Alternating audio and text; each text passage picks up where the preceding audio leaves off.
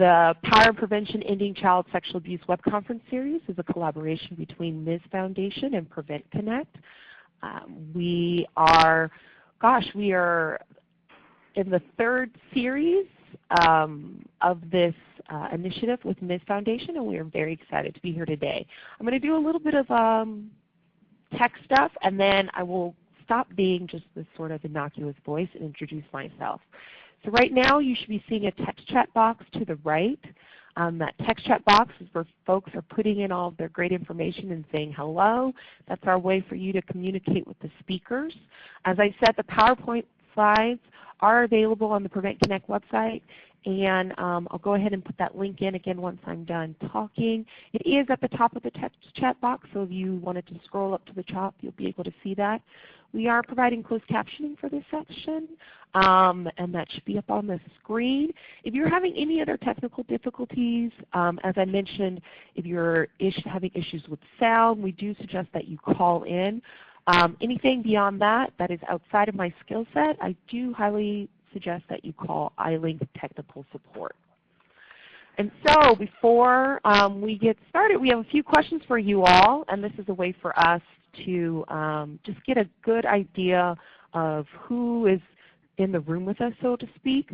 So have you attended prior Ending Child Sexual Abuse webinars? And I'm going to go ahead and let folks have a few seconds to put that in. And Joan and Cordelia, are you seeing the results right now? Yes, we are. And so it looks as if we have a lot of newbies. Are good, 54%. That's really good. We're really excited to have you here. And then some folks are putting things in the text chat as well. The next question, I'm going to go ahead and clear this one so that we can ask another one. Does your work include promoting healthy sexuality? And so we are having a lot of unanimous yeses. So that should be very interesting. And then in the text chat box, what are you hoping to get out of this webinar? So we'll go ahead and let you fill that in. And then I'm going to sort of do this MC thing a little bit more. I'm Leona Smith DiFaustino. I am from PreventConnect, a project of CalCASA. I'm very excited to be here with you all. And I have my very fabulous co-host, who are going to go ahead and take some time to introduce themselves as well.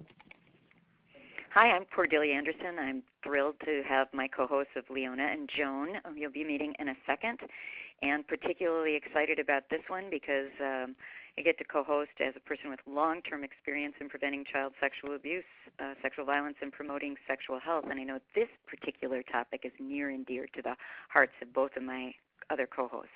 Joan?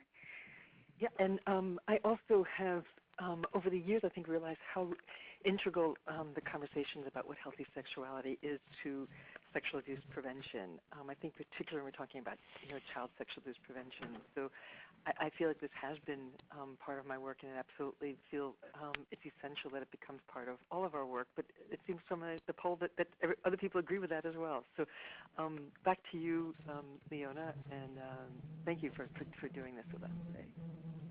Okay. And so I sort of a habit of this sort of over myself. I'm very excited to talk about healthy sexuality. To be honest, I've had the Let's Talk Sex song playing in my head, Heavy Rotation by Salt and Peppa, if those of you remember the song. I don't do education with youth anymore, but I would say things like that and I would instantly date myself. So it's always very exciting to talk about healthy sexuality and how it impacts the work that we do. And we're going to have Joan explain our learning objectives for today. Joan, I'm going to go ahead and turn it over to you. Great, thank you. And thank you. Again, the feedback always is wonderful because I read a couple of people had a hard time hearing me, so I'm speaking a lot more loudly. And if you still have a hard time, please keep typing away and letting us know and giving us this feedback. So first I want to start with our learning objectives. And basically the three learning objectives that we identified for today's webinar is to increase your understanding about promoting healthy sexuality and how that fits within the concept of and rubric of preventing child sexual abuse. Second, we want to learn about the applications of a knowledge around sexuality and how that is so important when we're talking with children, with youth, with families, and with communities. And third is to learn about how to face the barriers. And I think what I like is that, and also what are the tools that we might need in order to really begin to address the issues and questions around healthy sexuality. And I think the whole question of tools came up quite a bit as people asked what they were hoping to get out of this as well. We really thought one of the things that Cordelia and I like to do in terms of the beginning of these webinars is to frame why do we care about this topic, and why do we choose this out of all the many topics we could address. And mostly we felt like it was so important that we talk about what are we working for, and not just like what are we looking against, not just stopping sexual abuse, but we don't just want the absence of sexual abuse. We actually want people to live healthy and very rich sexual lives as well. And certainly in my work around child sexual abuse, I've seen over the years increasingly how important it is to know about healthy sexual development. We've had webinars in the past, and basically I think we said we could talk about it. If we can understand what is normative and what is concern, then it's also easy to talk about what is abusive. And this conversation seems to get difficult when we begin to talk about ages 12 to 13 and ages above that, because basically that's when some kids do become sexually active, and the questions then become laced with both values as well as legal issues. And so Jan Hindeman talked very eloquently, I think, about that when we don't talk about sex at all, we find that those who sexually abuse can do what they do more easily, that sexual abuse is actually more traumatic when nobody in the environment around that child has any language for it, or the child himself doesn't have any language. The systems often can then make mistakes, including sort of sending the inadvertent message that sex is bad. If they're not talking about any other sex, they're just talking about the abuse of sex. It does send that message that all sex is bad. And then in treatment, they learn about the negative and the bad, not necessarily what's positive. So basically, what we have moved beyond this is the concept of good and bad touch, I think, over time. And partly we have done that because we found that kids don't look at it that way.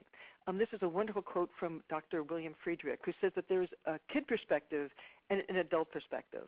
Adults think of everything as sexual and then as good or bad. Where to children, to kids, it could be just a behavior that has an exciting piece to it, but not the same meaning in terms of genital sexuality. So adults need to look at the child's perspective. And certainly I remember talking with an offender in prison who was a minister, and even when he was sexually abusing a child, he said he would ask if this is good touch or bad touch. And he said the answer often was that because it's you, it must be good touch. So it is possible that most children don't have the language. And so as parents, we have to learn how not to, quote, have the talk, but we need to learn how to have and how to begin those many conversations. So I'm going to turn this over to you, Cordelia. Okay. And just real briefly, we've spent a lot of years talking about normalization of sexual harm and the way that for a lot of our young people, it's gone from Dr. Seuss to porn in a very pornified society where a lot of sexual harm has been normalized. So how do we really do a better job of, in the midst of that toxic environment, drawing attention to the healthy and positive, as Joan was saying? And there's many, many studies about the impact of some of the just imagery through hypersexualized media and pornography that kids are seeing. But one in the UK that just came out last year speaks to the heterosexual 16 to 18-year-olds expected or practiced anal sex knowing or believing that this was painful and normalizing coercion, and talking about the reference to and linking what they'd seen in pornified media. And that certainly links to us to prevention, as Yarbrough's study does from her 2013 study, looking at in 3 and 4 in the context of romantic relationships, there was attempted or coercive sexually abusive acts. So what does it even mean now in young people's minds to have a mutual consensual relationship? Joan referenced the touch continuum, and I had coined that in 1977, but then besides making sure we talked about the positives of boundaries with no touch and the negatives of lack of touch and what to do when you're not sure, the idea really came about because at that time, in the mid-'70s, people were afraid to touch because they equated all touch with sex. And we didn't want that to be a negative. And we definitely didn't want people to equate all touch with sexual abuse, but despite our best prevention efforts, indeed, some of that happened. We also talked for many years about the concept of the sexual behavior continuum, with the whole idea that we want to give people more time to talk about the HARs, the healthy, helpful, appropriate, respectful, safe, and what to do when it might be okay and comfortable to the two of you, but not appropriate for the time or the context or the place in terms of mutually appropriate, what to do when it's harmful and what to do when it's illegal. So there's a lot of, but the idea was it was easier. What we kept seeing is that it's easier for people to talk about the harmful or the criminal than the healthy, because they had less ability and less attention to talk about what was positive, what was healthy, what they wanted. And then Gail Dines, who I do a lot of work with right now at Stop Porn Culture, talks, and we've talked for years about how in many ways this hijacks our sexuality, the industry of pornography and hypersexualized media. And one of the questions she raises, which is thought-provoking, is sexually aggressive behavior on the parts of males or females deviant, or in the case of males, is it over-compliant with cultural norms and expectations? And in that cultural norming of gender is seeing yourself as a female as a consumable object deviant, or is that over-compliance with cultural norms and expectations for girls? So provocative questions about what does norming do. And back to you, Joan. Thank you, Cordelia. And I think mostly we wanted to end with the, before we turn this over to our guest today, is that doing this work and staying sexually healthy is possible. It's not only possible, it's essential, and it's worth our investment. How we see ourselves and what we do with the stories in our own relationships is an important thing for us to be talking about. So it is possible, and more importantly, it's essential for us to invest in staying healthy. In large part, why we are doing this today is to weave together the expertise of what we know about boundaries, about the impact of trauma, with what is known about sexual health, about how to say no, but also, more importantly, how to say yes as well, and when and how. So with that, I'm going to turn this back over to you, Cordelia, to do our interview. Oh, and we are so excited because we've got two great speakers. Laura is from the Prevention Campaign, is a Prevention Campaign Specialist at the National Sexual Violence Resource Center, and works a lot with national partners, media, leaders in anti-sexual violence, and a key part of that is planning and implementing the Sexual Assault Awareness Month, SAM. In fact, you guys can go ahead and type in if you're using SAM, if you plan to use SAM. It's an annual nationwide campaign to raise public awareness about sexual violence for those of you who don't know about it. And key tool, because for the past 5 years, National Sexual Violence Resource Center has been developing campaigns on healthy sexuality as a sexual violence prevention tool and creating materials for advocates, parents, youth, and college students. I'm going to introduce Brooke now, although Laura's going to go first and then Brooke will jump on, but I'm very happy to have Brooke, who I've known for many years, the Director of Sexuality Education at the Annex Teen Clinic, and that's actually here in Minnesota as well, so you've got a couple Midwest people here, and the really Brooke has been the Annex provides clinical sexual health care services to young people through the age of 25, as well as, and I love this, fact-based holistic sexuality education for young people, parents, and youth-serving professionals. Brooke has been a long-time leader here in supporting design, implementation, and evaluation, which I know is of interest to this audience, of educational programs and promoting adolescent sexual health and healthy youth development, and really also authentic youth-adult partnerships. So we are really thrilled to have Laura and Brooke, and their contact information is at the end of this slideshow, and they've provided many resources and tools. So with that, I'm going to turn this over to Laura. Hi, everyone. Thank you for that wonderful introduction, Cordelia. It is so exciting to see folks sharing in the chat about events that happen in their communities each year for SAM. And it's really great to know that folks are using some of the SAM materials and resources that the National Sexual Violence Resource Center creates annually for Sexual Assault Awareness Month each April. And it's wonderful to be on the phone with you all today, or I guess on today's webinar. It was an absolute privilege to connect with Brooke, who I did not know of until we worked together in planning this webinar and really find an ally in the sexuality education field who, an ally to prevention and this vision for healthy sexuality.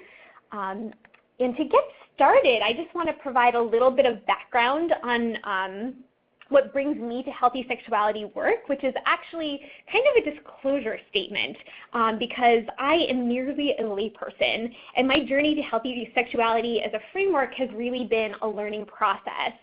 And it's also kind of coincided with the National Sexual Violence Resource Center, which is where I work, our organizational journey as a resource in the anti-sexual violence movement to be talking about healthy sexuality in our prevention work.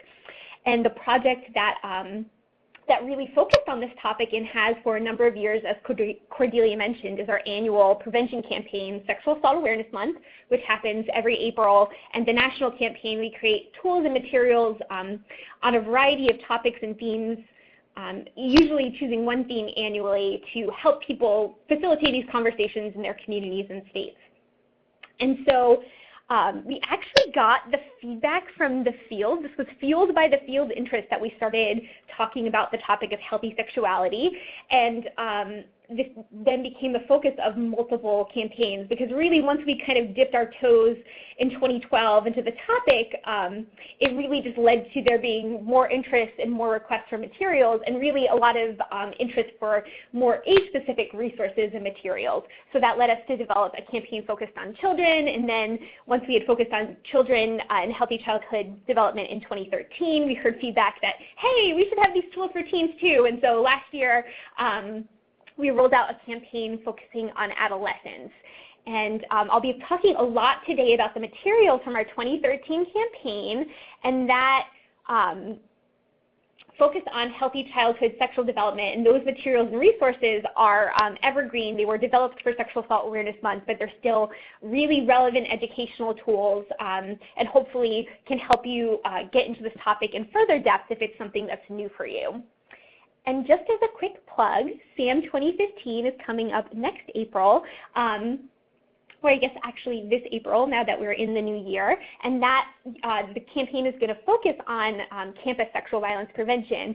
And although the topic is campus sexual violence prevention, we definitely see this as a graduated and extended effort in our healthy sexuality work, and as an audience that healthy sexuality work is really relevant to.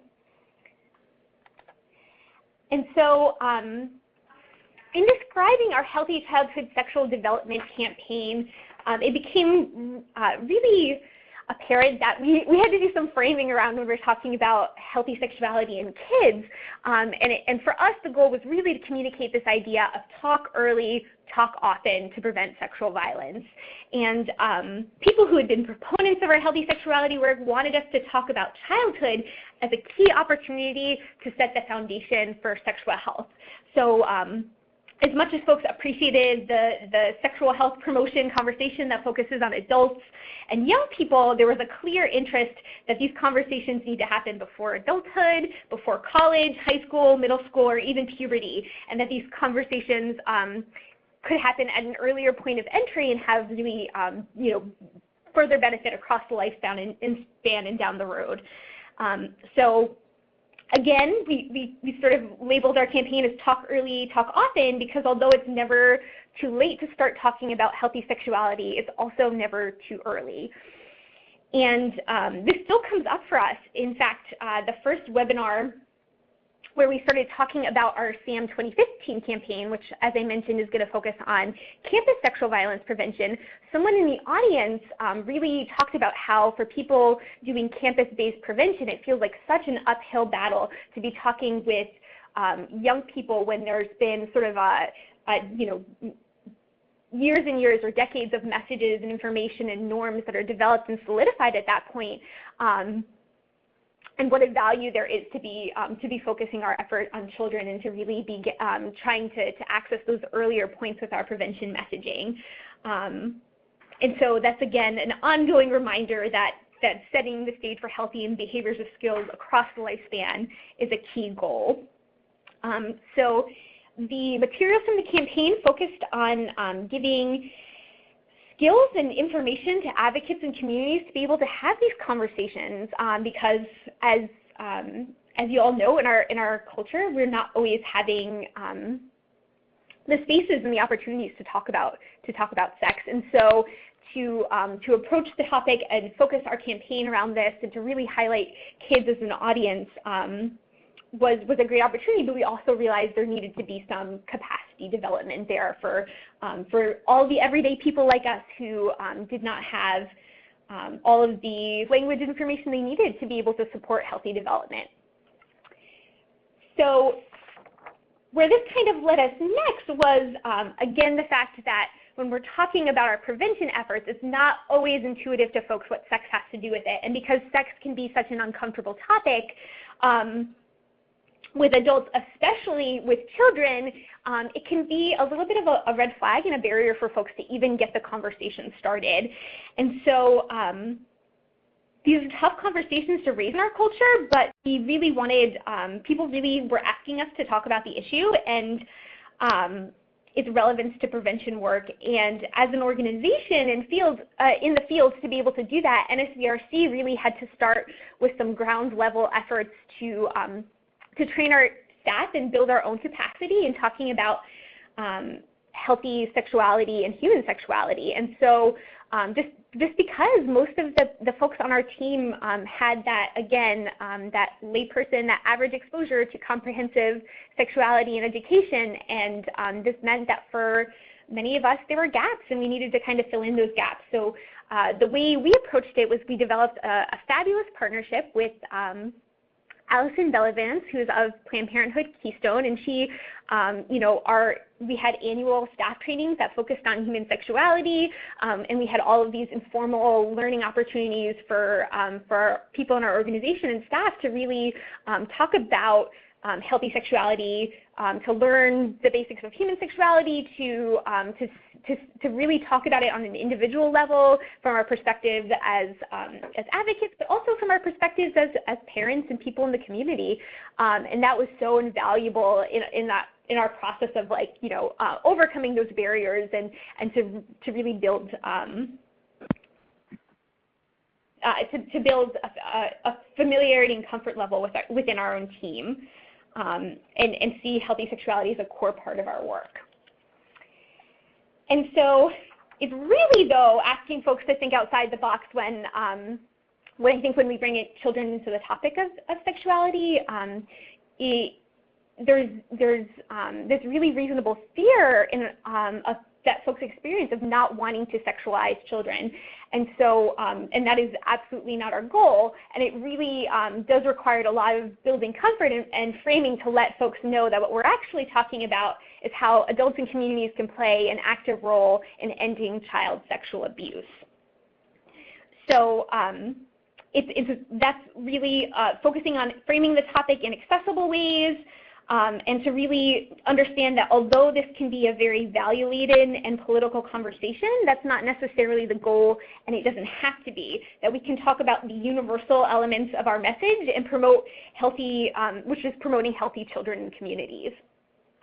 And so this really was a process much more about describing values rather than prescribing them, describing the value of talking early and talking often, of adults being supportive and playing a proactive role. And it also is a framework that was about changing our target audience and really bringing the goal of childhood or healthy childhood sexual development is to engage adults. And it's saying that the onus of child abuse prevention is not on children to prevent sexual abuse from happening from them. It's not on giving them this information, although it's important for children to have a range of information about development and relevant to prevention. We really want to hold communities and adults accountable for ending child sexual abuse and giving them the opportunity to see a proactive way they can be involved.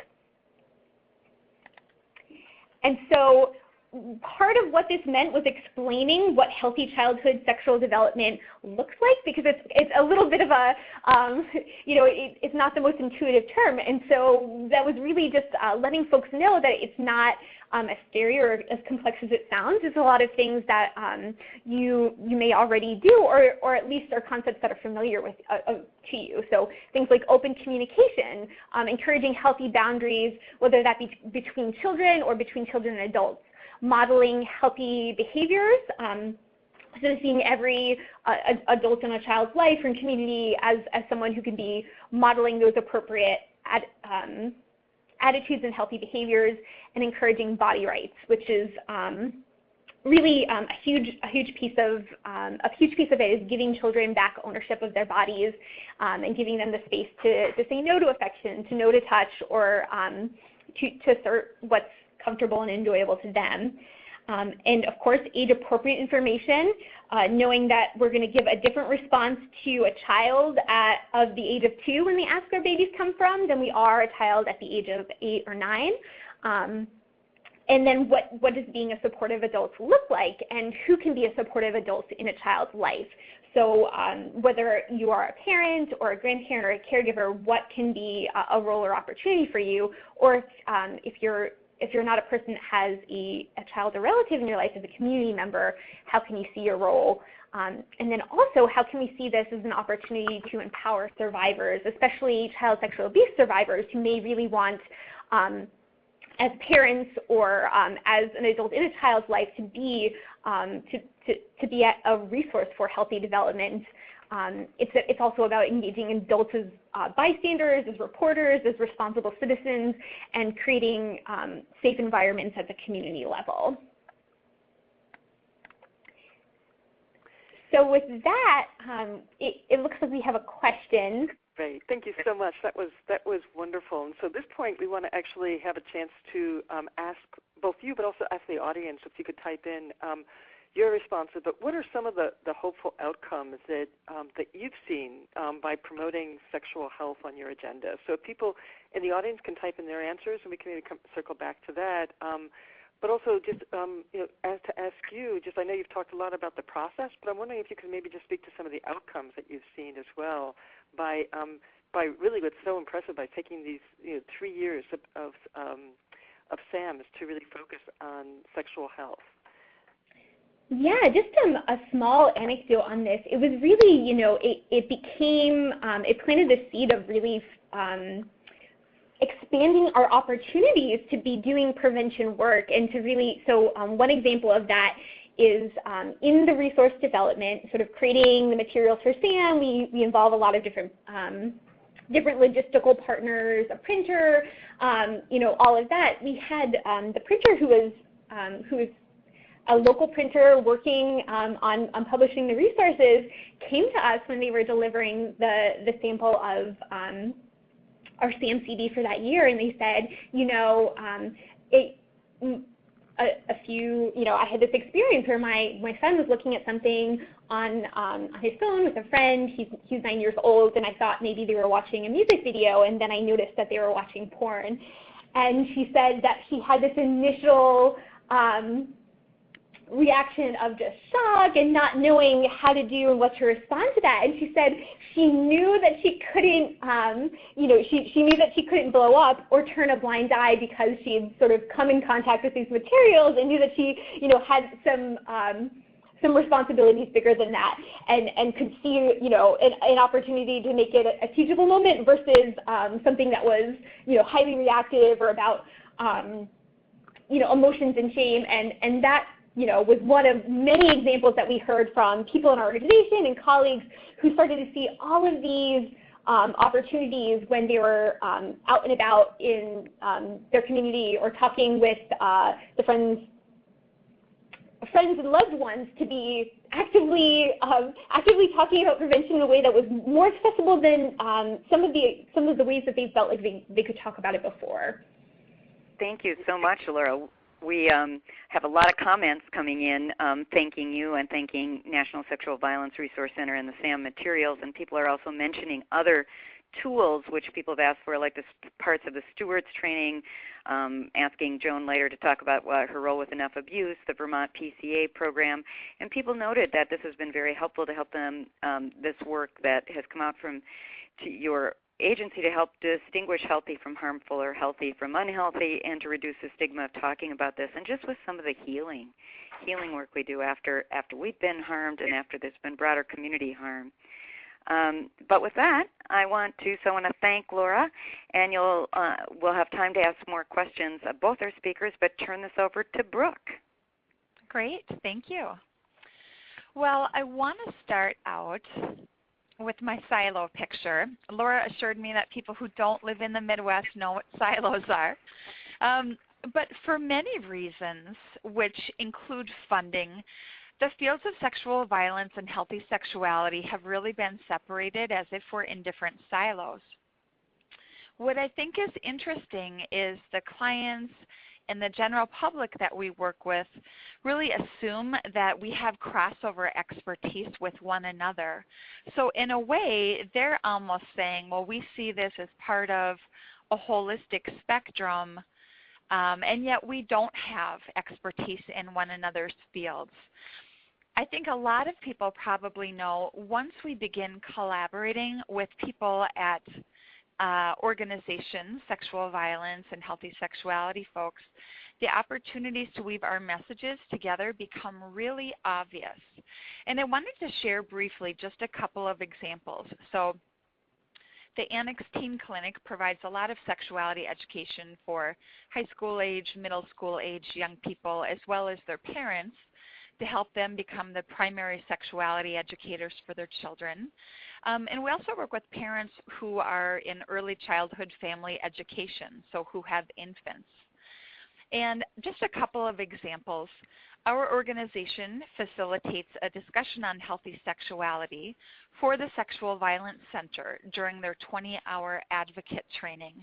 And we've gotten a lot of positive feedback where staff and also participants will say, you know what, it's so important for me to take time to reflect on what does healthy sexuality mean for me, what does it mean for the clients that I work with, and to kind of help expand and make more space for these conversations. Another simple thing that's happened from our collaboration with the Sexual Violence Center is offering a conference room at our organization where young people can meet, and Sexual Violence Center can offer a support group for teens who are victim and survivors. And so young people are comfortable and familiar with our organization, and it's really a beautiful fit. Instead of saying, well, there's another place that you can go, they can kind of maintain their link to our organization. And then the last example that I'll state, something really simple. A lot of times in sexuality education, we're talking about correct condom use. And we do an activity, it's called the condom lineup activity, where we shuffle these cards. They have different steps for proper condom use. And it became really obvious to us, oh, we have to add a card that just says consent and add that to the condom lineup activity. And it's just been a very simple and important way for our organization to communicate and have conversations, particularly with young people, that, yeah, like sexual health is also about consent. And so it's a very simple opportunity for us to weave that message in as well. We also wanted to talk a little bit about sex versus sexuality. I think this is important when people understandably are asking, well, why are you talking about sexuality and children, as Laura alluded to earlier? And so just very basically, when we're talking about sex, a lot of people will define this sex being sexual activity or sex being a verb. Sometimes people will talk about sex as being assigned sex based on external genitalia. So those are a couple of definitions of sex. But what we're really talking about in this conversation is more broadly about sexuality.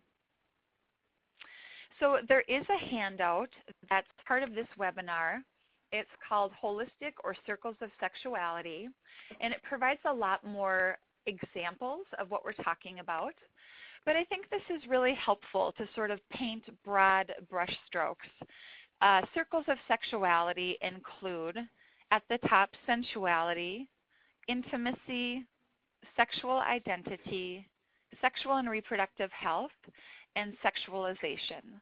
So those are sort of 5 broad categories that we're speaking about when we talk about sexuality. And just as an example, when we're talking about children in particular, if we look at, for example, the intimacy circle. So intimacy being the experience of emotional closeness that another human being has and feels returned to them. It's very apparent that children and people of all ages need intimacy in order to be sexually healthy. The other piece that I'll highlight, if we move to the circle of sexual identity and children, we know that between ages 2 through 4, children clearly know their gender identity, even if they're not able to express that to the adults around them. So we just wanted to highlight this to kind of frame up what we're referring to when we speak of sexuality versus sex. Then I also wanted to include just a few points, the rationale for discussing sexuality, particularly with young people. First and foremost, we're all sexual beings. Sexuality is a lifelong process that we like to say involves both learning and unlearning. There's so many toxic messages that we've received. Children are already learning about sexuality from media, from peers, from a lot of people around them. And a lot of times, as was mentioned earlier, children are learning about sexuality from the silence or non-discussion around sexual topics. Sexuality carries responsibilities and consequences. It involves the learning of skills. And finally, sexuality is an important and complex topic for many people, including young people. And then this last slide, sometimes the fish doesn't know they're in water, and so I just wanted to point out some realities that we're living in regarding sexuality and things that we want to move toward. So let's make the shift with sexuality from this idea that sexuality is disconnected from who we are, that we can somehow drop it or leave it when we walk through a particular door, really to the idea that sexuality is an integral part of who we are. Again, sex and sexuality are not the same thing. We want to move towards this idea that sexuality is about many aspects of our being, and we can improve that health. We want to move from a danger focus. Continually talking about things that we want to avoid really gets highlighted, particularly with young people. So things like avoiding assault, avoiding infection, avoiding unintended pregnancy. Really, we want to move towards a more holistic focus that says healthy sexuality is many aspects, not just kind of health, reproduction, violence. We want to move from this idea we don't talk about this to, of course we talk about this. This is a really important part of who we are and a really important part of our lives.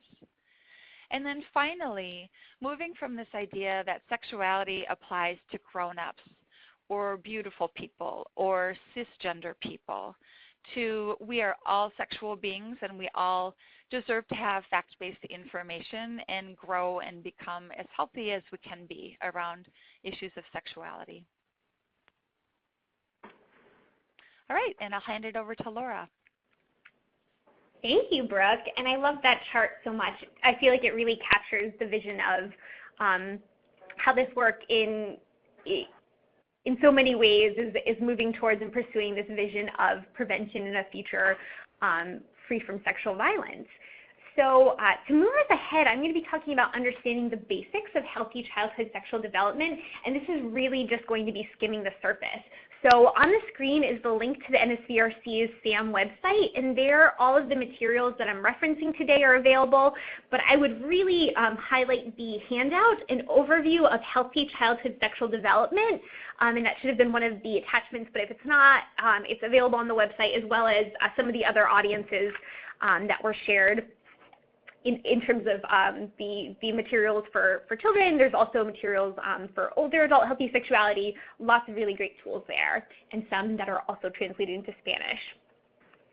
So a few just key setting the frame thoughts for folks to keep in mind is that not all adults know what to expect. So again, not everyone who has had access to great information, or had these for many of us, these conversations were never had with us. It's a great way to having adults share sort of the worst misinformation they've received around sexuality is always a great way to kind of break the ice with people on this topic, because there's so much misinformation out there. And again, the point that Joan made in her quote from Dr. William Frederick about adults and children viewing the world in very different ways. And so needing to acknowledge that the adult perspective may be reading into something on a totally different level and seeing dynamics that are not apparent to a child who might just innocently or naively be asking a question or reacting or responding to a bodily need. And at every stage of development, at every stage and age, sexual development is happening. There's not a expiration date, and there's also these things don't start at puberty either, and it's sort of an ongoing process, again, as Brooke mentioned. And of course, that children are always listening and learning, and that they can learn from the things we say as well as from the things that are left unsaid. And seeing those opportunities as teachable moments, and of course acknowledging that normal is a range. And part of sort of the next set of materials we have are the stages of sexual development, and this is really a good place to keep in mind that normal is a range. And physical development is different than cognitive development.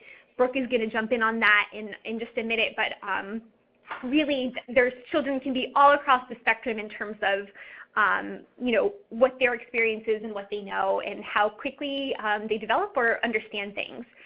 So in terms of stages of development, we're really talking about infancy, early childhood through late childhood, and then adolescence, and of course the ongoing development that happens after that.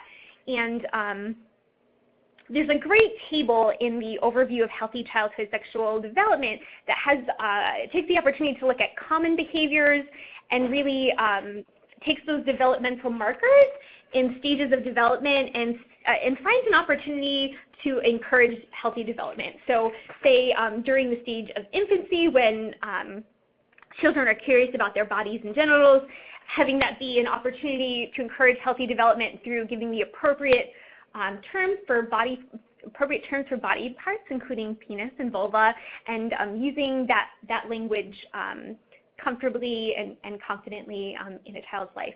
And so there's also information on unhealthy behaviors, and sort of we have some sort of warning sign behaviors that we drew from the Childhood Traumatic Stress Institute of behaviors that might be a red flag. They might be representative of maybe abuse-reactive behaviors, or a child who's experienced abuse, or there are many times when that's very much not the case, and adults are seeing things again from an adult perspective, but just different things to learn about, to look for. And then again, highlighting opportunities for teachable moments, modeling boundaries, and encouraging development. And all of this towards the goal of community engagement and community ownership, and getting people at all levels of the community to see this as a part of their role and to influence things like the policies, institutions, and resources that are available on that level. And now Brooke is going to talk to us about cognitive development in the brain. Yeah, thank you, Laura. So I wanted to talk just briefly about some brain development information,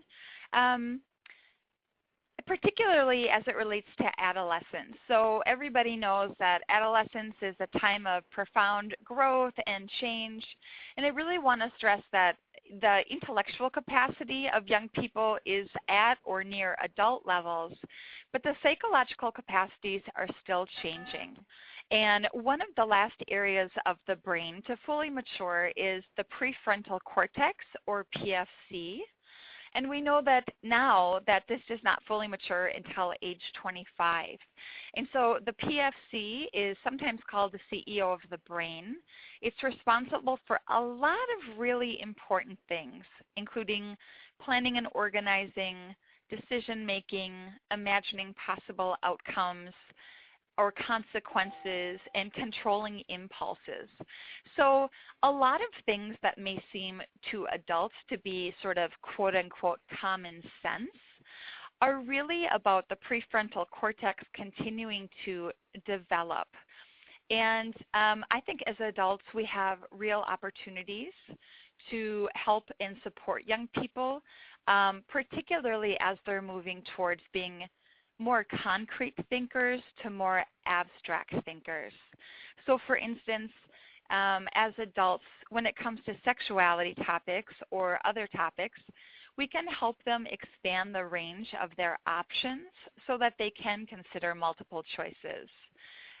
Providing them with accurate and objective information around sexuality is of course very important, but we're also encouraging them to clarify what are their unique values that they hold in their family or in their school or in their culture.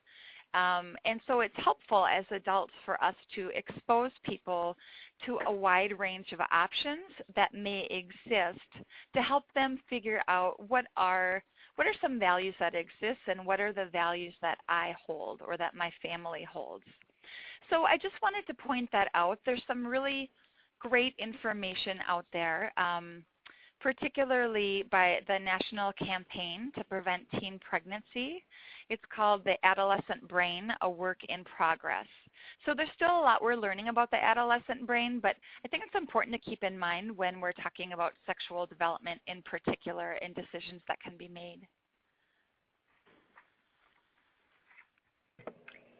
Thanks, Brooke. And I'm just going to, again, kind of cap this section by reiterating the point that, again, everyone has a role to play. And in the materials that we created on healthy childhood sexual development, we really identified these sort of three categories of audiences, but thinking about parents and caregivers and how when you have that sort of immediate access and daily role in a child's life, what are the very hands-on and instructive ways that you can play a part in healthy development, but then also for people who are just adults and in the community, just we want to be promoting a healthier environment, wanting to know about the different markers of development and wanting to know what they can do to prevent child sexual abuse. And then for advocates, educators, and professionals to really talk to them about how in our work we need to move beyond putting the ownership on children to prevent child sexual abuse and be talking about prevention in a bigger picture way and challenging our communities and organizations to be having these conversations. And of course, I would be remiss to not acknowledge that these are very challenging conversations, and one of the things that just very easily comes up when we start telling people to talk to other adults about healthy childhood development and to talk to children about healthy development and give children the names for body parts in all of these countercultural practices that are really outside of the standard social norms and about reducing stigma, is that sometimes it can cause unexpected reactions and challenges either within the community or not in someone's work. And so I've heard the example from preventionists and educators who are like, I was that total rock star parent that gave my child the accurate and appropriate terminology for their body, and now they can't stop saying these things, and they say them in the grocery store line and in the classroom, and I'm sort of like, on everyone's favorite parent list because of how comfortably my child talks about this, and seeing that as, again, a learning opportunity for the other adults and community members that are involved, that are reacting, that are with you in the grocery aisle, probably very concerned hearing these things, letting them know the values behind the practices, sort of the goals of providing children with these informations, and sort of seeing it as a teachable moment to engage others in this approach to prevention. And on the topic of barriers, we realized that for the folks that are participating in today's call that are doing this work, and just based on the chat, it sounds like so many of you are just very engaged in having these conversations in your community, that you're educating, you're working directly. I'm getting the impression folks are working directly with children and with parents, which is really awesome, and aware of some very great resources and materials that folks are sharing. But it's also important to acknowledge that these challenges and barriers come up and that they happen on multiple levels. And one of the ways that we've tried to conceptualize that is thinking about these 4 levels of what's personal, professional, community, and societal. And a personal barrier might just be needing that information and resources and self-education and self-awareness. Whereas professional could be whether or not the organization that you're working for shares the values that, or has the capacity to be doing this work. The community values, whether or not you're in a conservative community or a faith community, these conversations can look very different and have unique challenges even in different cultural communities. And then in the societal context of this being a really stigmatized and challenging topic. And so on the subject of barriers, we have our next question.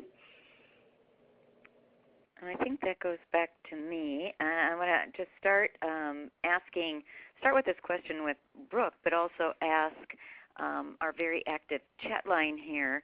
And Laura, I'll come back to you on this too. Barriers that you personally face when talking about early childhood sexual development. And I'll actually also toss in that I think, and you both referenced this, sometimes when we are particularly comfortable, that can be a barrier. I am reminded regularly by my 22-year-old and my 17-year-old that not everybody has all the awful things happen to them that I might see in my work. And, have to be really mindful of the range of life experiences that kids in the same age might be experiencing. So Brooke, starting with you, what might you say is one of the barriers you face in talking about this, early childhood sexual development? Yeah, one of the pieces of information I like to start with when talking with parents who have children of all ages, really, young children or adolescent children, is to share with them this idea that talking about sexuality does not promote young people to go out and engage in sexual behaviors. I think there's a real concern and a misunderstanding about that. And we have some good research now that shows that when parents talk early and often and openly and honestly about facts about the body and sexual health and promoting health in this area, it can have very positive impacts. So that's always one thing I like to start with. I think people feel like, gosh, if I start talking about it, are they going to go out in the world and start being sexual because they don't want that? So that's a piece that I always like to start with. Thank you, Brooke, and that also fits with some of the comments about, barriers being conservative community and whether you're conservative, liberal, wherever you are in that. That's a very helpful tip. Laura, do you want to answer that one, a barrier you see? Yeah, absolutely. I think that, so sort of just kind of checking in on what folks in the chat are saying about really people, their individual level of understanding and exposure to information about healthy sexuality can be such a huge challenge because it's, again, there's so much misinformation and folks cannot really share something that they don't know. And then this sort of layer of fear and stigma just being a tremendous barrier of folks really sometimes just shutting down as soon as the topic of sex comes up. I know one of the choices that we had to do to make in our Sexual Assault Awareness Month work was to call the campaign "It's Time to Talk About It." And that was sort of a really big debate because some folks are like, why aren't we saying it's time to talk about sex? Are we, by saying it, are we contributing to the kind of cultural silence around sex, the idea that it's not an appropriate word, it's not an appropriate conversation. But the reality of the matter was folks that we were connecting with in our resource development were saying that they weren't sure if they could use the materials in their community if they had sex right on the front and center on the label and sort of out in the open like that. So I think that those are really significant challenges. I would also add that I think people have concerns that if they start talking openly and honestly about sexuality, that people will ask them personal questions, and very few people want to answer personal questions related to their sexuality. And I wanted to point out there is a wonderful handout included in this webinar, and it's tips for how we can respond to values-based questions around sexuality versus fact-based questions around sexuality. And when it comes right down to it, there's about 5 general categories of questions that people ask around sexuality, and I think that can be reassuring in some ways. And you never have to answer personal questions would be my other piece of advice. Great. These are some fabulous answers, and I hope people are really reading through the chat as well. I think people are coming up with some really wonderful, I think, points that really talk about just the some of the differences that are faced by different communities. And I think a couple of people have mentioned, certainly someone mentioned how there's a conservative community might have a different response, but also just a couple of people have mentioned also the misunderstanding between, Melissa Gopnik mentioned the misunderstanding between developmentally expected behavior and saying that behavior is okay from a cultural values perspective. So I'm wondering, just as we get to our discussion, it may be maybe the first question, if you can talk about, I think we've talked in a lot of generalities, and really important generalities about how we begin to have these conversations. But I wonder if you could maybe speak to the question of how do you then bring that to the differences that are so stark with different cultural communities, especially when you talk about anything to do with sex and sexuality.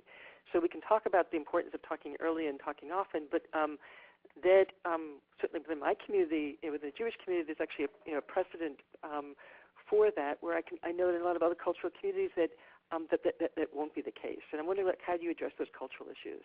And maybe start with Brooke, if you wouldn't mind. Mm-hmm. Well, I would echo what some of the people are writing in the chat piece, that it can be really challenging to partner effectively with parents and caregivers for a lot of reasons. They're super busy. They may be, again, concerned about talking about sexuality topics will somehow encourage their children to engage in activities. So, we take a couple of, many different approaches at our organization. For instance, we have a program called Celebration of Change, which brings parents and children together to talk about changes that happen in puberty. And sometimes talking about puberty can be sort of a relatively safe place to start. So let's talk about what you can expect. It's not a choice to go through puberty, so in some ways that feels sort of safer. And we bring parents together with young children ages 9 through 11, do some activities together, and then we break up into different groups where parents are there to just talk with one another, support each other, talk about questions and fears that they have. Young people can talk separately about the minutia of different questions they have, and then we bring them back together. And so that can be really helpful, just to create a separate space for parents to talk about their fears and concerns and really get support and advice from one another.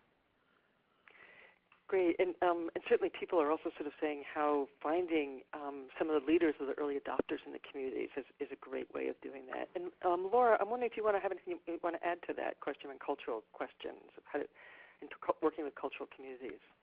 Yeah, I think it's so valuable to really to know your audience, to know when you're talking about a cultural community, what is their perspective and what are their values on this issue and topic, and what's our common ground here? Because because really taking the time to set the stage and to think through how you can articulate the goals of what you're, being very clear about this is, what we're planning to say and why we're planning to say it, and this is how this contributes to the goal, our shared goal of ending child sexual abuse or promoting healthy children in our community. And so I think what I've heard from people who are working on the local level is that it's a lot of relationship building. Oftentimes is, creating that rapport and that trust that this is, that this isn't going to be necessarily the minefield of the conversation people's worst fears are, and to just really help to build their comfort and to give them the context for really how basic oftentimes the information is in these conversations are, and actually how the evidence is really on the side of it supporting children delaying sexual activity and sort of healthier behaviors. I would Joan? also add. Oh. Sorry, this is Leona. I wanted to really quickly, just in this idea when we were talking about culture and the idea of going into cultures that are uncomfortable with talking about sexuality, I think it's also important to realize that we are going into certain communities that are uncomfortable talking about child sexual prevention or sexual assault prevention in general. And the ways in which we respect having those conversations should really be woven in the way in which we talk about sexuality as well. And it doesn't necessarily have to be seen as an either or. I think both Laura and Brooke really highlighted a great concept of sex is not sexuality, and in particular when we are moving away our adult concepts of it as well, this idea of because we are adults who have most likely engaged in some form of sexual act. When we hear sexuality, we're already putting that mindset on a child who is just hearing a word that we are telling them. And I think that that becomes important when doing this type of work in communities that, for whatever cultural reason, are not comfortable having the dialogue at all. That's a good point, and I see in the comments we're talking at there's references to a program in India that teaches children about the danger zones on their body and the concern about that in terms of also understanding sexual development, and then also wonderful resource cited in the Muslim community about construction of Muslim youth sexual identities, and that's a good resource and book that somebody submitted here. So I think that I'm also reminded of years back, decades back, when I was doing sexuality education in the schools and the communities, and I was working with a Native American woman, and her tribe had a specific the elder women in it created for her. Her name was Renee White Rabbit, and they created for her a jingle dress. And we were talking about the whole spectrum, including this was the early 80s. We're just starting to talk about really safer sex, and the idea was around the coming to terms with having more sensitivity around HIV, AIDS, and compassion. And they looked at the importance in their tribe specifically of humor and of stories and of cultural truths and values, but the elder women created a whole piece in her jingle dress where they wove in condoms. And again, it wasn't, and so when she walked in, it completely, and she had a story and she had cultural stories, and again, it was this message that we're not saying we're expecting, that actually they found, going back to the research there, that this wasn't about the concern that Brooke raised that then you will suddenly go out and be sexually active from this, but again, it gave them a lot more permission to really think about this and the impact of behavior, but also cultural truths and humor and joy and being able to have a perspective in this topic. I would also add to that our puberty education, our parent-child puberty education program started out through community education, and we found that it attracted certain types of people who were perhaps just in that school district, and it wasn't reaching all the people that it could in our community.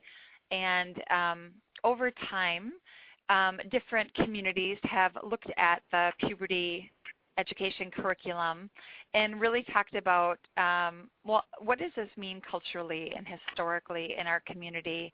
And what you were referring to, Cordelia, is really taking symbols and stories and things that are important culturally in different communities and really making it specific to African American communities or Liberian communities. And that was a process to do that, and now it's being held at places that our organization would not have thought of bringing it to, in faith communities and community centers. And so really having people invest in it who, if it's going to be relatable and realistic for them, really investing in it at the front end is so important.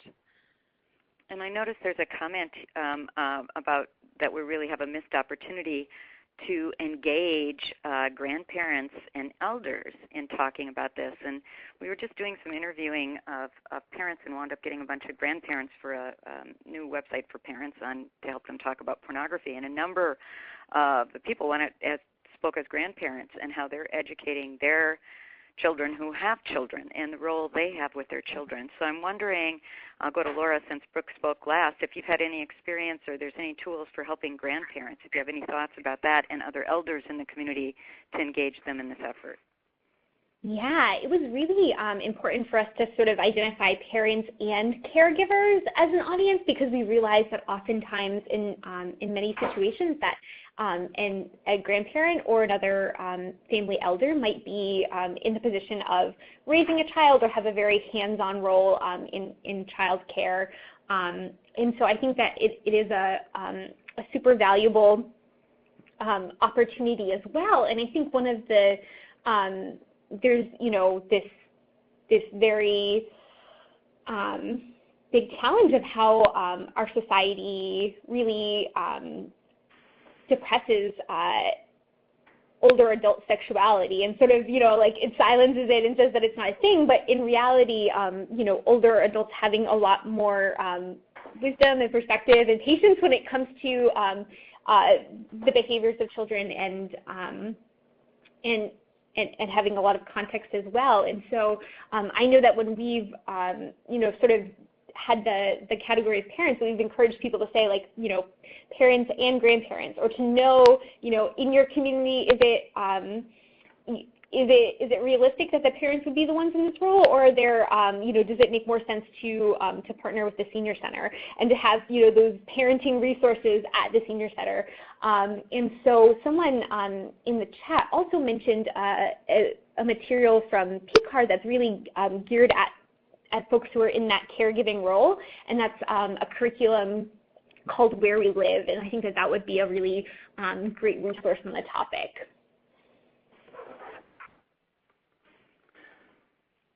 And Brooke, did you want to add to that? Oh, I would just add that I agree. It's really, in terms of promotion, talking about caregivers and including, just really explicitly stating that caregivers, parents, grandparents are welcome at these types of workshops. And when we actually get into the workshop, I mean, our experience is that sort of that self-reflection piece doesn't change that much when we ask parents to think about, what have you learned and who taught you these messages about sexuality? What would you like to pass on, and what would you like to let go of? And so the responses are different, but the way that we facilitate it is very much the same and very relevant for people of all ages. Great. There's a lot of great questions and comments, and I'm not even sure where to go. But I think one that's at least at the top right now on our chat list is what activities and things do you would suggest in terms of talking about boundaries in terms of middle and high school? And I think what I love about the question too is that it really shows that they're really developmentally. There's obviously very different kinds of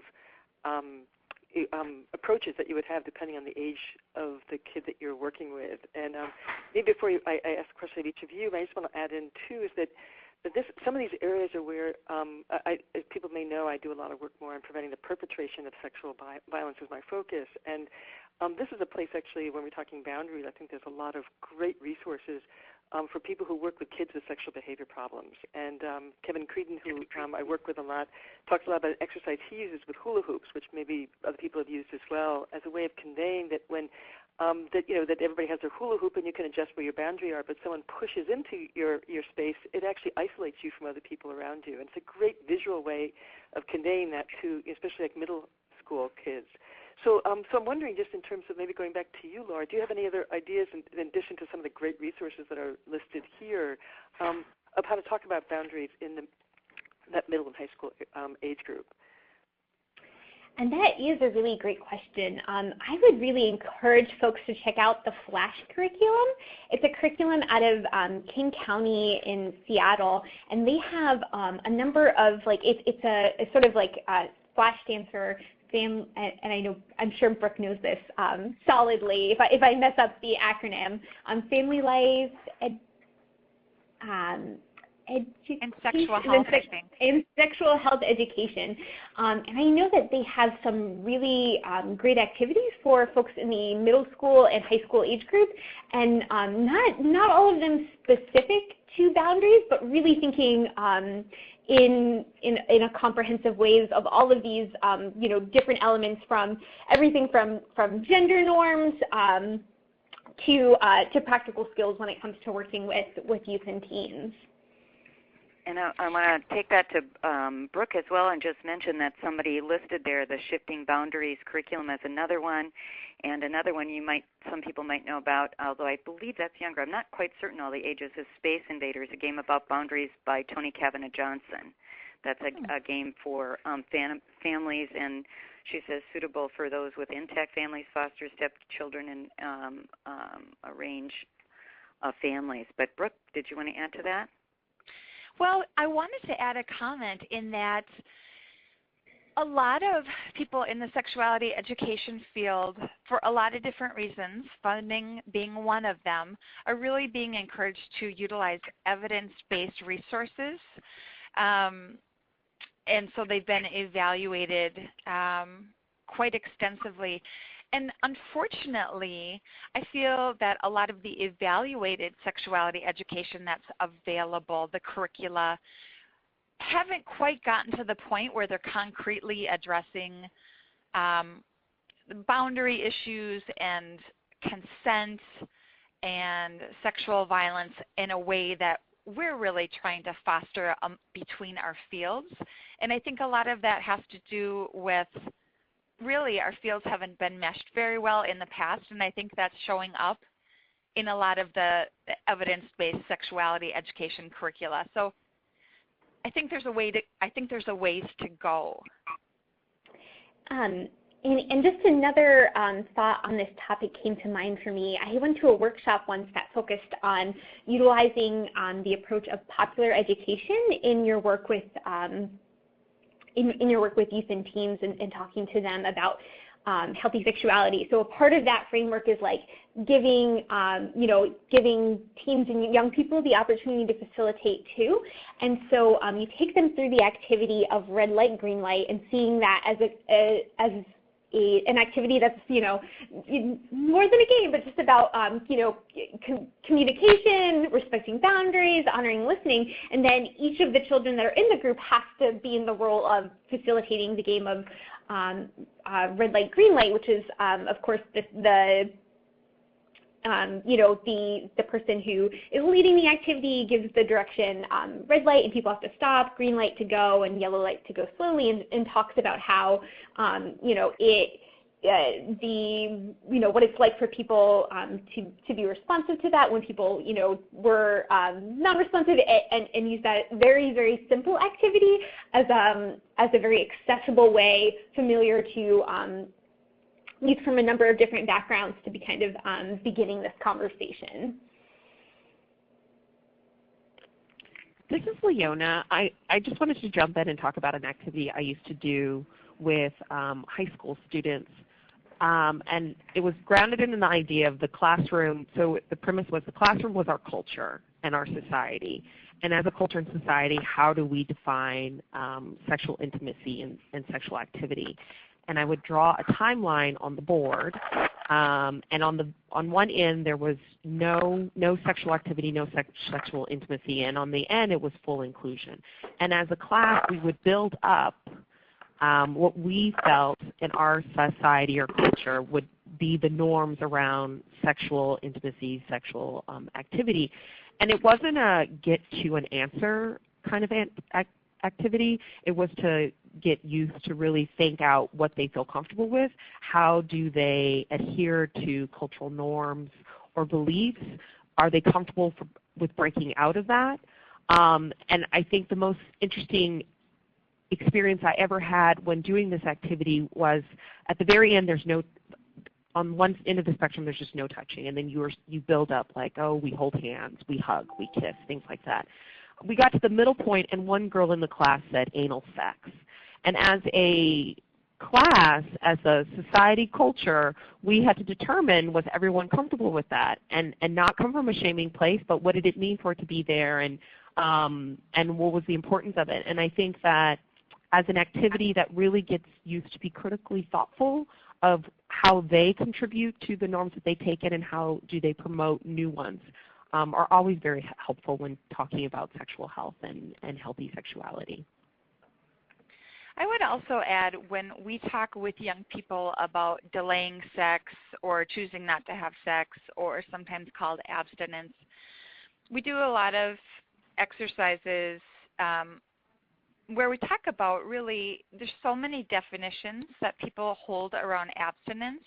For abstinence to be effective, really it's important first that the person themselves understands what is their definition. How are they defining that? What activities does that include and not include? But then secondly, in order for abstinence to work, you really have to communicate that to a partner, because going back to this idea that everyone is probably going to have a different definition in the room, and we can't assume that someone else is going to know that. So really building in kind of that self-reflection. What are your goals? What does abstinence mean to you if that's the decision you're making right now? And then how do you communicate that to your partner, because their definition will likely be different. That's a great point. And I had another question for you here that had come up, Brooke, and that's around, you used the term cisgender. And when you said there's a lot of different terms, I think that's the one thing, pansexual, asexual, cisgender, the LGBT, I've also heard you do good exercises around that. But one of the questions first was to define cisgender and to talk about just some of the terminology now, pansexuality, and how we deal with that with young people. Yeah, thanks for the question. So I'll just start out very simply.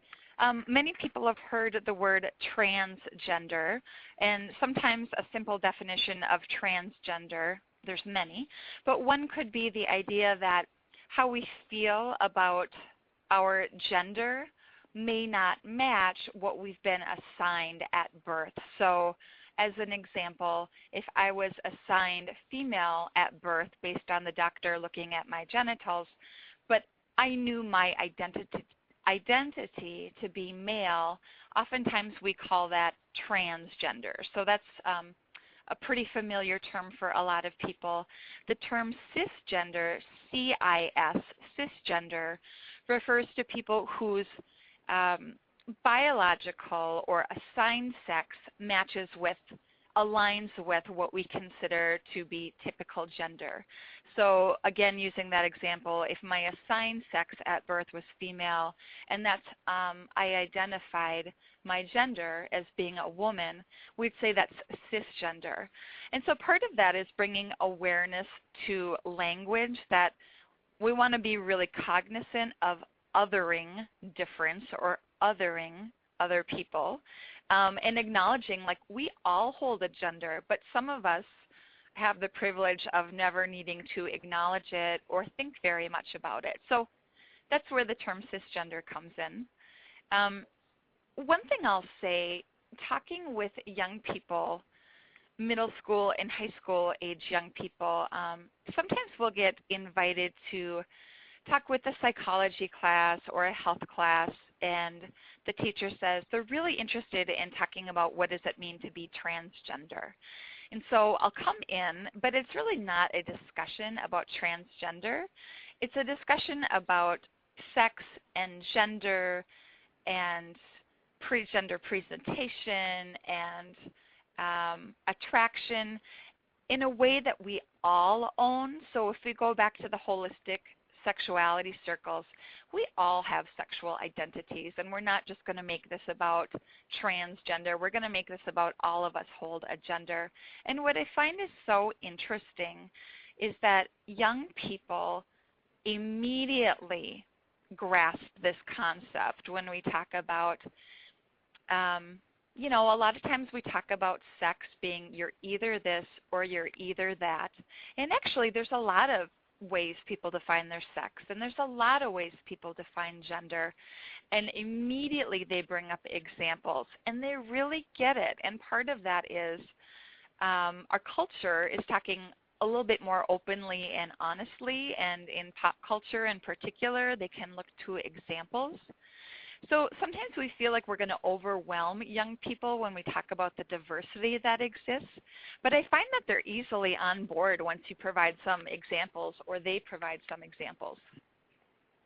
Great. I know that we're about to go into some of the next portion, but I just want to highlight again for folks that there are just some absolutely amazing resources that are showing up in the chat, and that we will be posting that on the website. But just to highlight a few of them, certainly the Consent is Sexy campaign. People are talking about the head, heart, and body approach. The Can I Kiss You, and sort of giving it that are linked to candy kisses. Deborah Rothman has a resource, and I think what I like what Mark Bergeron-Napers mentioned, the shifting boundaries, which Cordelia also mentioned, but that actually is one of the 3 evidence-based programs that have really not only sort of looked at what's possible, but they've actually evaluated what kinds of behaviors are being changed because of that curriculum. So I guess I would really use that as a way of encouraging everybody as we start thinking about sharing these resources to start asking the question is there an evidence base behind this? What are the behaviors that are changing because of these curriculum? And I think that as we ask those questions, it'll be a wonderful way of merging between the different silos that I think the visual was so eloquent in the beginning there. So Cordelia, back over to you. Okay. Well, this is leading to one action, and one of the last questions is, boy, can we get some of these get the questions and get the evidence and some of these other things along on these slides? And you just answered that we will have copies of all of this. And one action people can take is certainly looking at this and looking at some of these resources and seeing if it fits for the communities you work with. But first to Brooke, if you wouldn't mind just saying one action, and I'm going to ask each of our speakers to answer this, but also our participants. Please type in, as a result of listening to this session today, what's an action you are going to take today? And let's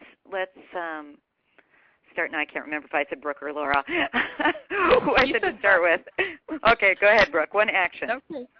So Laura and I picked this visual because we talked about it's sort of which comes first, the chicken or the egg. So I'll talk about one action that I think is really valuable, and that is to assess your organizational values around healthy sexuality. And there are ways, I think, that you can tie in principles around healthy sexuality that will likely mesh really well with your organization's existing values. And so one way to do that would be to survey staff and determine what are existing comfort levels and skills and information that they need to move forward with these conversations. And one of the resources I wanted to recommend that's part of the webinar handouts, it's the National Sexuality Education Standards. It's primarily geared towards schools. It's core content and skills for grades K through 12.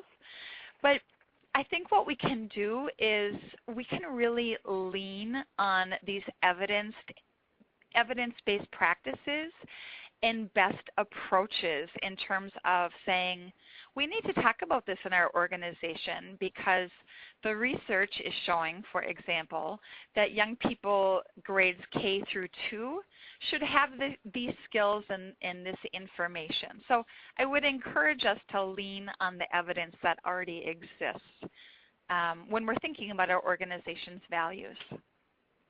Great. And then to Laura.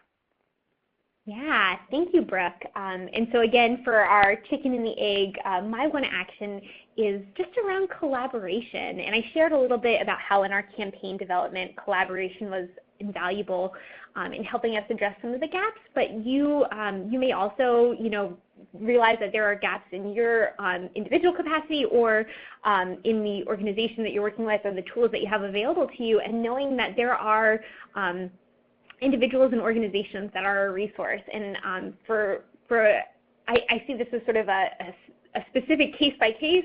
Collaboration can really help you problem solve these challenges, but then also a big picture, I would love to see more collaboration between the anti-sexual violence field and